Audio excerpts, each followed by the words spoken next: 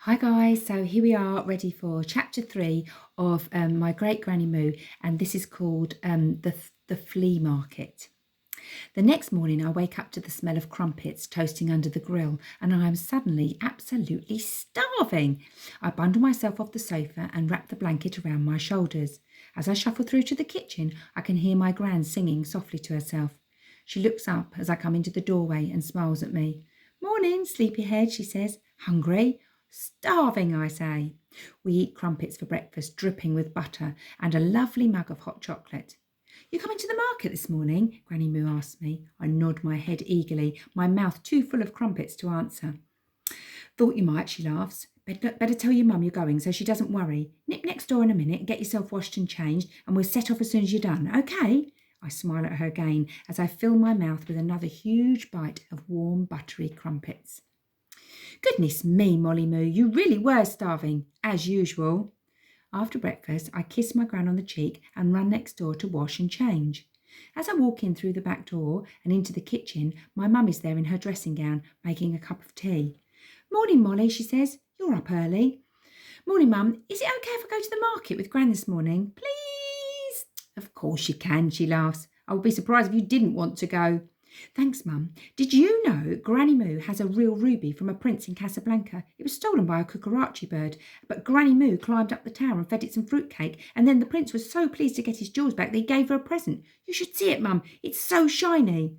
"Really, Molly, your Gran and her tall tales, honestly, you two are a right pair. I dread to think what you both get up to when I'm out." She chuckles quietly to herself. I have to say I'm a little bit disappointed that she doesn't think much of Granny Moo's stories, and I do also worry that they may not be true. They are a bit far-fetched, but wouldn't it be wonderful if they were? "Now go on then," says Mum. "Get yourself up those stairs and get changed. You don't want to keep your Gran waiting." I give Mum a hug and run upstairs. "And don't forget to wear something warm. A little bit chilly out there today," she calls out after me. Exactly 15 minutes later, I am washed, changed, and wearing my new red jeans, trainers, and a warm sweatshirt. I grab my coat from its resting place at the bottom of the stairs and go back out the kitchen door to my Gran's house, kissing Mum goodbye before I leave. Gran comes to the door, dressed and ready to go. She's wearing a bright red beret perched on her head at a rather jaunty angle, and her favourite coat, which is a bit like a cape, is patterned with bright multicoloured stripes. "Ready?" she says, and I nod my head and take her hand as we head off in the direction of the bus stop to wait for the number 37 that takes us into town. The town where we live is an old market town, and as such there are loads of interesting and unusual shops. There's a bakery run by Mrs. Toddy that sells the most delicious cakes and pies, and where we often stop for a cake and a cup of tea. Well, my Gran has a cup of tea. I usually have one of their special milkshakes made with ice cream and real fruit. Pineapple flavour is my absolute favourite. There is a large tool shop where my dad goes to buy his bits and bobs when he's finally got fed up of Mum moaning at him to do the DIY, a large fruit and veg shop, and a library. There is an old-fashioned sweet shop where Mr. Malteser, that's not his real name, but all the kids call him that for a joke. His real name is Mr. Maltby, which sounds a bit like Malteser, and he works in a sweet shop, weighs out the sweets from jars into big silver scales. My Gran likes taking me to the sweet shop because she says it reminds her of the sweet shops they had when she was a little girl. I don't mind one little bit, as it means I usually get a big bag of something yummy when we go in there. But the place I love best, and the main reason for our trips, is the indoor flea market. The flea market is housed inside what used to be the town hall many years ago, and it is crammed full of stalls selling weird and wonderful treasures. There are bric-a-brac stores selling everything from old egg cups to Toby jugs, a kind of old-fashioned beer glass made of china and usually in the shape of a person's face. There is a stall that sells old toys, rocking horses, china dolls, and ancient threadbare teddies, and a stall that sells old postcards and photographs from 100 or more years ago. I love looking at the old photos and seeing what funny clothes people used to wear.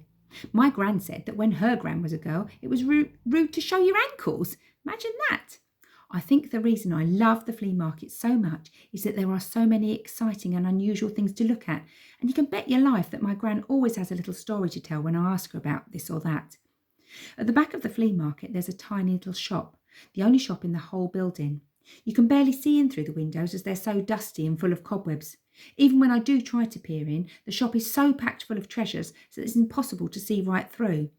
The door to the shop is always closed and no one ever seems to go in or out, and I often wonder how such a shop could possibly make any money.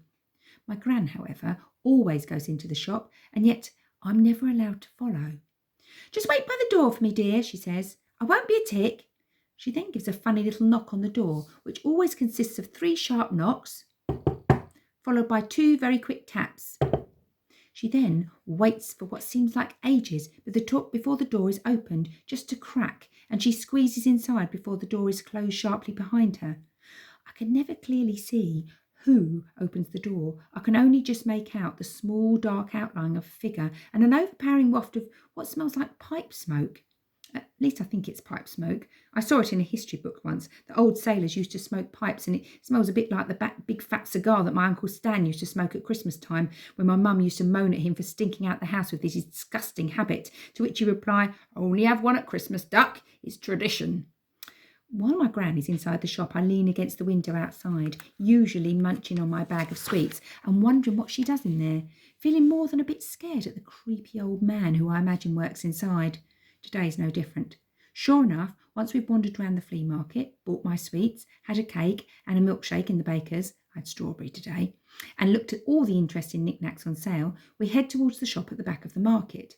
My Gran does her funny little knock and tells me to wait. She never invites me in, and I must confess that I've never asked to join her.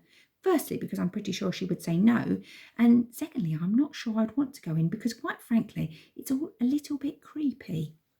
Granny Moo seems to be gone for much longer than usual today, and I'm starting to get a bit worried by the time she comes out. "You okay, Granny Moo?" I ask. "You're a long time. What are you doing there?"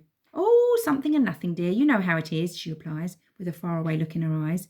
To be perfectly honest, I really don't know how it is, but I have a feeling she isn't going to tell me even if I ask.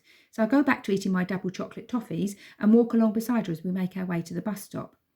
We chatter about this and that as we usually do, although I can't help feeling that she's got something on her mind, but I try not to worry too much. When we get back to the house, she kisses me goodbye and gives me one of her tight hugs. "See you next week, Molly Moo," she says, and presses something small and hard into my hand. I look down at my hand and see a silver, tiny key. I look up at her, puzzled. "What's this, Granny Moo?" I ask curiously. "Why, it's a key, of course, silly sausage," says Granny. "But why a key?" I say. "Oh, just thought it was pretty," she says. "And besides, every key has a tale to tell," she adds more mysteriously. I'm more puzzled than ever. I mean, she often buys me a little surprise from the market, something old or unique, or something with an interesting tale behind it, or something that's caught my eye on the way round. But I can't help thinking there's a little bit more to this key than meets the eye, and I'm almost certain that she didn't have it before she went into the strange shop at the back of the market. I'm just about to ask her more when I hear my mum call out from the kitchen door. "Come on, Molly, time to come home now, darling. Don't forget you've got homework to do. You've got to finish your French project before next Friday, and you've still got plenty to do." I groan and look at my Gran. "Don't give me that look, Molly Moo," she laughs. "I'm not getting you out of doing your homework." "Spoil sport," I giggle, and give her one last hug before I go back round to our house. Mum waves at Gran from the kitchen. "How you doing? Gran all right?" she asks. Fine, love," replies Granny Moo. "Just fine." "Fancy Sunday dinner tomorrow? We've got roast beef, your favourite," says Mum. "Oh, now, dear, don't mind if I do," says Gran, licking her lips. "See you at 1 then." "Perfect," says Gran. "Shall I make an apple pie for pudding?" And before my mum can answer, I nod my head vigorously, rubbing my tummy and licking my lips. "Honestly, Molly, you'll go pop," laughs my mum. "Always thinking of your belly." "I guess that's a yes then, Granny Moo. See you tomorrow." Granny Moo smiles and gives us a wave as she disappears into her flat. I go into our house and climb the stairs slowly, not looking forward to my afternoon of French history homework. After the world's most boring afternoon, writing and reading books about the French Revolution, whatever that was all about, and learning my times tables, I am more than ready for my bed when evening comes. After my bath and a quick game of Connect Four with my dad, I always beat him, I climb sleepily up the stairs to bed. Mum comes to tuck me in and kiss me goodnight as usual, and as she leaves the room, I slide my hand under the pillow where I've hidden my silver key for safekeeping. I begin to wonder again the reason for my Gran's gift and what tale it could possibly have to tell. As I fall asleep, I dream of castles and treasure chests and dungeons in castles, all unlocked by a tiny silver key. Okay, so next time we'll read chapter 4, which is Liar, Liar, Pants on Fire.